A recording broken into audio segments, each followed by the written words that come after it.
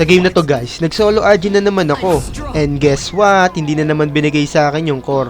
Kaya dito, gold lane funny na muna tayo. Bubugbugin natin yung gold lane dito. Kahit may kasama pa siya. Pwede naman mag-sorry, di ba? O ito, take 2. Yari ka na sa akin, MM ka. Ay, putik ka na, hook pa. Umalas naman. Yari ka ngayon sa akin, Mia. Wala yung Franco na sa mid. Anong ginagawa mo, boy? Ang kulit nito, lumalapit ka pa. Wala yung Franco mo, nasa top. Patay ka na naman sa akin, boy. Patay ka ulit, boy. Tigok ka na naman, boy. Uy, wala kang kasawa-sawa. Talagang di ka lumilipat ng lane, eh. Mia, nasan ka na? Labas ka dyan. Yan ang gusto ko sa'yo.